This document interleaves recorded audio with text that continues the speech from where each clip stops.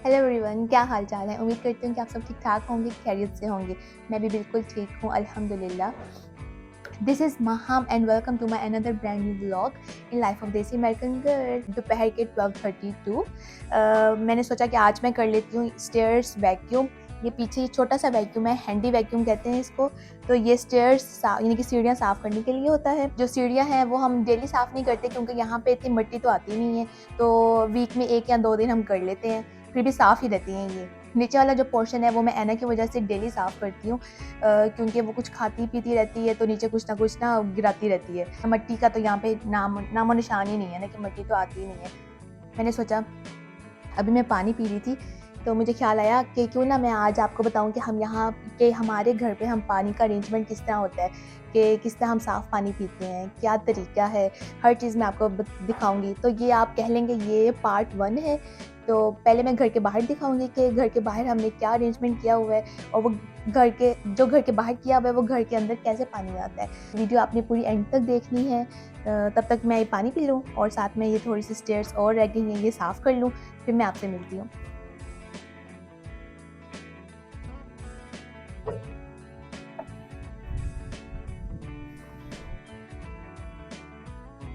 इन पौधों के ऊपर भी ना मैं एक व्लॉग बनाऊंगी कि यहाँ पे इनका क्या सिस्टम है। मतलब कि ये आप इतने बड़े बड़े ये जो पॉट्स देख रहे हैं ना, ये इतने बड़े हमने क्यों रखे हुए हैं, इनके पीछे भी एक कहानी है। तो ये मैं आपको किसी और व्लॉग में दिखाऊंगी।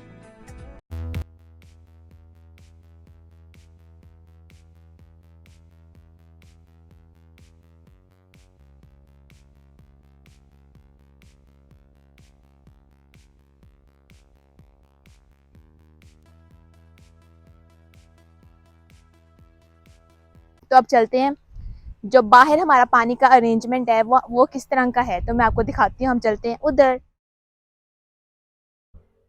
तो मैं यहाँ खड़े होने के बजाय यहाँ बैठ के बताती हूँ। जिसके ऊपर तो मैं बैठी हूँ अभी, ये है हैमक, जिसको हम सीधी सी जुबान में झूला भी कह दें। तो ये हमने बाहर इसलिए रखा हुआ है क्योंकि ये बाहर ही रखते हैं, कि गार्डन वगैरह में, कोई लॉन वगैरह में, तो ये यहाँ रखा जाता है। तो ये सबसे बेस्ट जगह हमने अपने यहाँ बनाई, क्योंकि हमने यहाँ पे ये हैंगिंग पॉट्स लगा दिए। इसके अंदर ये हमने आर्टिफिशियल फूल लगाए हुए हैं ऐसी डेकोरेशन के लिए। फिर हमने ये रखना था, हमने कहा कहाँ रखें, फिर हम ऐसे हमने जगह जगह डिफरेंट डिफरेंट जगहों पे हमने रखा। लेकिन फिर एकदम ही हमारे माइंड में आया कि क्यों ना हम इसको यहाँ पे रखते हैं, तो एक अच्छा व्यू भी हो जाएगा।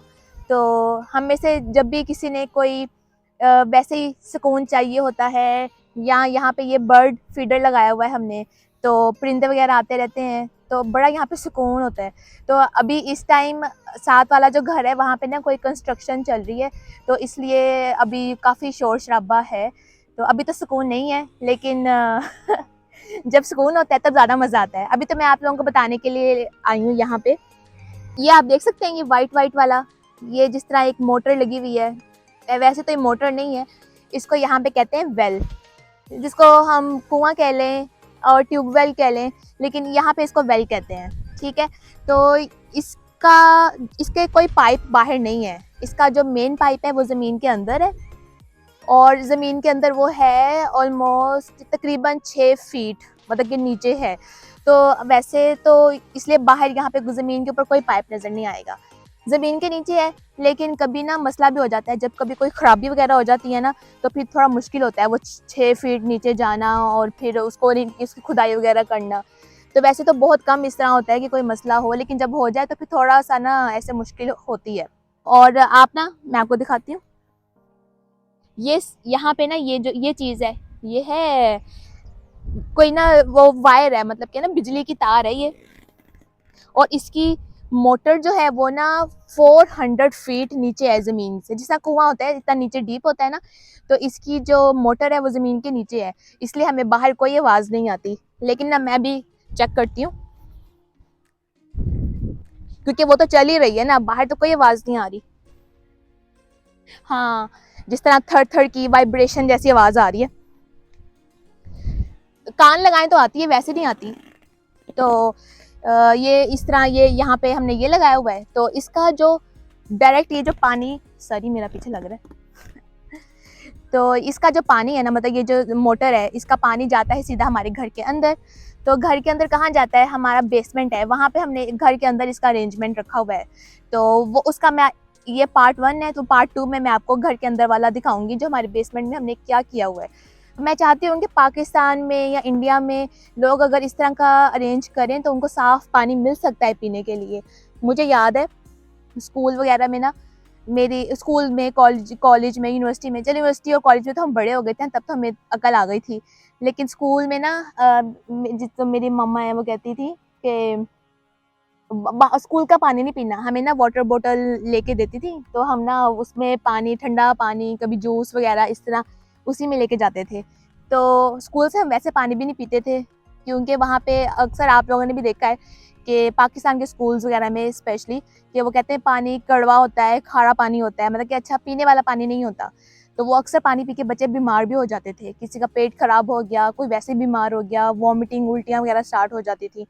तो वो इसी वजह से होता था कि पानी तो ज़मीन से आता था, लेकिन उनको साफ़ करना नहीं आता था। मतलब कि अब ये भी पानी ज़मीन से ही आ रहा है, लेकिन इसको भी, इसके बाद एक और तरीका होता है, इसको साफ़ करके पानी कैसे पीते हैं।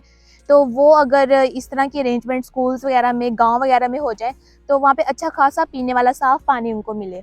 जी, तो ये हो गया पहला वेल। हर घर के 2 या 3 वेल होते हैं, तो ये हमारे घर का पहला वेल है, और इस साइड पे है हमारा ये दूसरा वेल। लेकिन आजकल ना ये एक्टिव नहीं है, इसलिए ये बंद ही किया हुआ है, अभी इसकी ज़रूरत भी नहीं है। और इस साइड पे है ये हमारा तीसरा वेल। ये इतना डीप नहीं है, क्योंकि ये जस्ट सिर्फ इरिगेशन के लिए है, और ये दिन में हम 2 या 3 दफ़ा हम इसको इस्तेमाल करते हैं, मतलब इसका इस तरह का सेटअप है। ये कंट्रोल स्प्रिंकलर्स को यानी कि करते हैं। तो उनका ये है कि स्प्रिंकलर्स के ना हमने ग्रुपिंग की हुई है, उनके स्टेशंस बनाए हुए हैं। तो जैसे कभी हमने जो वेजिटेबल गार्डन में हमने अपने स्प्रिंकलर ऑन करने होते हैं, तो वो हम आजकल कर रहे हैं दिन में 2 दफ़ा। तो उनको हमने प्रोग्राम ही ऐसे किया हुआ है कि वो 2 दफ़ा चलेंगे, और बाकी ये बैकयार्ड वाले कितनी दफ़ा चलेंगे और फ्रंट वाले कितनी दफ़ा चलेंगे, तो वो सारा हमने ही प्रोग्राम करना है, हमने ही कंट्रोल करना है। तो स्प्रिंकलर्स क्या होते हैं कि ना, वो यानी कि फव्वारे जो पानी, यानी कि यहाँ पानी देते हैं, वो ज़मीन के अंदर होते हैं। तो जैसे ही वो चलते हैं, तो वो उनकी नोज़ल जो है वो बाहर आ जाती है, यानी कि ऐसे इतनी सी होती है बारीक सी, तो वो बाहर आ जाती है, और जैसे ही वो अपना काम ख़त्म करती है, यानी कि पानी वगैरह दे देती है, तो वापस वो ज़मीन के अंदर चले जाते हैं। क्योंकि अगर वो ज़मीन के अंदर नहीं जाएंगे, ऊपर ही रहेंगे, तो फिर जो घास काटने वाले आते हैं, उनकी मशीनों से वो तो इनके ख़राब हो जाएंगे, यानी कि वो फिर घास कटेगी भी नहीं, और जो काटने वाले उनको भी मसला होगा, तो इससे वो ज़मीन के अंदर चले जाएंगे। और मैंने एक चीज़ ये भी नोट की है, पाकिस्तान की ज़मीन और यहाँ की ज़मीन में बहुत ज़मीन आसमान का फ़र्क है। इस मामले में पाकिस्तान की ज़मीन बहुत अच्छी है, बहुत स्ट्रॉन्ग है, और यहाँ की ज़मीन बहुत रेतली है। जैसे अगर यहाँ पे हम 2 दिन भी पानी नहीं देंगे ना, तो ये सूख जाएगी, यानी कि डेड हो जाएगी। और पाकिस्तान में तो मैंने ये देखा है कि वीक में, हफ्ते में 1 दफ़ा पानी दे देते हैं, तो फिर भी इतनी अच्छी उनकी फसल होती है, इतनी स्ट्रॉन्ग होती है। तो ये चीज़ वैसे पाकिस्तान की बहुत अच्छी है। इसलिए मैं चाहती हूँ कि पाकिस्तान में या इंडिया में, आप लोग मुझे बता सकते हैं इंडिया में क्या सिस्टम है, लेकिन मैं ज़रूर चाहूँगी कि पाकिस्तान में भी लोग इस तरह का इंतज़ाम करें। जो पानी पीने वाला है उसको अच्छा कैसे करना है, उसको साफ़ कैसे करना है, अगर उस पर थोड़ा सा ध्यान देंगे ना, तो वो उनको मसला नहीं होगा, पानी कड़वा आ रहा है यानी कि नहीं पीने वाला, तो वो अच्छा पानी हो सकता है, उनको ताज़ा पानी मिल सकता है पीने के लिए। तो मैं आपको अगले व्लॉग में अंदर जाके अपने बेसमेंट में दिखाऊंगी कि वहाँ पे हम क्या चीज़ें पानी के ऊपर करते हैं कि वो पीने वाला पानी बनता है। क्योंकि मैंने आपको पहले भी बताया कि ऐसा नहीं है कि हम डायरेक्ट पानी ऐसे नहीं पी लेते, वरना फ़ायदा क्या, पानी तो यहीं से आ रहा है, लेकिन इसके ऊपर बहुत कुछ करना पड़ता है। तो वो आप मेरा अगला व्लॉग देखेंगे उसके बारे में, क्योंकि अगर आज मैं दिखाऊंगी तो काफ़ी लंबी वीडियो हो जाएगी, आप लोग बोर हो जाएंगे। तो इसलिए आज मैं इतना ही रखती हूँ कि हमारे घर का हम पानी का क्या अरेंजमेंट है, ये घर के बाहर जो हम करते हैं उसका ये सिस्टम था। तो ठीक है, अभी बस मैं घर के अंदर जाऊँगी, ये परिंदों का दाना ख़त्म हुआ है, तो मैं ना इनका खाना इनका भर देती हूँ, तो फिर बस हम घर के अंदर चलते हैं। इस टाइम हो रहे हैं दोपहर के 3। ऐना की दादी ने ऐना के लिए चिकन का सूप बनाया है, मतलब कि चिकन की यखनी। तो मैंने सोचा कि बाहर बिठा के इसको पिलाती हूँ, मौसम भी काफ़ी अच्छा है, ऐना भी खुश हो जाएगी और अच्छे से पी भी लेगी। इसके बाद फिर हम करेंगे शाम के खाने की तैयारी, जिसमें मैं बनाऊंगी चिकन शोरबा। बस अब ये खा लेगी फिर सो जाएगी। जब तक ये सोएगी मैं अपना खाना बना लूँगी।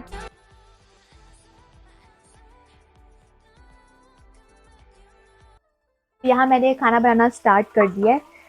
प्याज ब्राउन हो गया तो मैंने इसके अंदर डाल दिया है चिकन। तो अब इसको मैं हल्का सा कलर चेंज करूँगी, फिर मैं इसके अंदर अदरक लहसुन का पेस्ट डालूँगी और साथ ये टमाटो प्यूरी मैंने बना के रख ली हुई है 2 टमाटर की। बस जैसे ही कलर चेंज होगा तो मैं वो अदरक लहसुन का पेस्ट डाल दूँगी। फिर मैं आपको एंड से दिखाती हूँ कि एंड वाली लुक क्या आई है। तो ये सालन हो गया है डन, बस अब हम खाएंगे।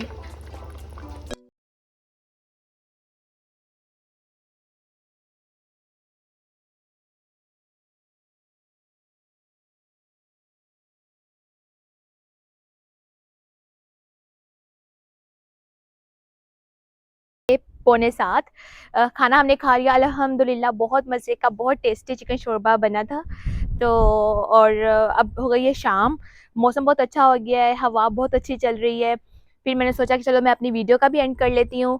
और साथ में आपको ये बता दूँ, आप यूजुअली मेरी वीडियोस में देख रहे होंगे कि मैं अपने व्लॉग का एंड ना बाहर आके करती हूँ। इसके पीछे बहुत बड़ी रीज़न है और वो ये है कि मेरे घर में सारे कैमरा शाय हैं। तो और इस टाइम सारे अपनी जॉब से आ जाते हैं, घर पे इकट्ठे होते हैं। तो मेरा ये ख़्याल है कि जब वो कैमरा शाय हैं तो हमें उनके कंफर्ट का ख़्याल रखना चाहिए। ये नहीं कि मैं कैमरा लेके वहाँ पे खड़ी हो जाऊँ और उनसे कहूँ कि आप लोग नहीं आना चाह रहे तो साइड पे हो जाएँ, ऐसे अच्छा नहीं लगता। इसलिए मैंने उनके कंफर्ट का ख़्याल रखा और मैं अपने आप को उसके अकॉर्डिंग लेके चल रही हूँ। जैसे अगर वो अंदर हैं तो मैं बाहर आ गई, अगर वो बाहर होते तो मैं अंदर कहीं शूट कर रही होती। तो ये छोटी-छोटी चीज़ें हैं, इससे आप कोई बड़े नहीं बन जाते, बस ये रिस्पेक्ट होती है। तो बस ठीक है, मैं आज के व्लॉग को यहीं पे एंड करूँगी। अगर आपको मेरा ये व्लॉग अच्छा लगा है तो आप इसको लाइक कर सकते हैं, सब्सक्राइब कर सकते हैं और ये बेल आइकन इधर नहीं होता, इधर होता है। इस बेल आइकन पे आप क्लिक कर सकते हैं ताकि आपको मेरा आने वाला जो व्लॉग है life of desi American girl का, उसकी नोटिफिकेशन आपको सबसे पहले मिल जाए। तो अगर आपको मेरा व्लॉग अच्छा लग रहा है तो आप इसको कमेंट सेक्शन में ज़रूर बताएं, अप्रिशिएट भी किया करें ना, ताकि मुझे और हिम्मत आए बनाने की। और अगर डिसलाइक करना है तो आप डिसलाइक कर सकते हैं, लेकिन आप मुझे उसकी रीज़न भी बताएं कि आपने क्यों डिसलाइक किया है, ताकि मैं उसको इम्प्रूव करूं। क्योंकि अगर आप डिसलाइक करके चले जाएंगे तो मुझे तो पता नहीं चलेगा ना कि किस वजह से आपने किया है। तो और जो आप कमेंट करेंगे मैं उसको, उस नेगेटिव कमेंट को मैं पॉजिटिव वे में लूँगी। ठीक है, तो अपना बहुत सारा ख्याल रखें और मैं मिलूँगी एक न्यू व्लॉग के साथ। Bye bye.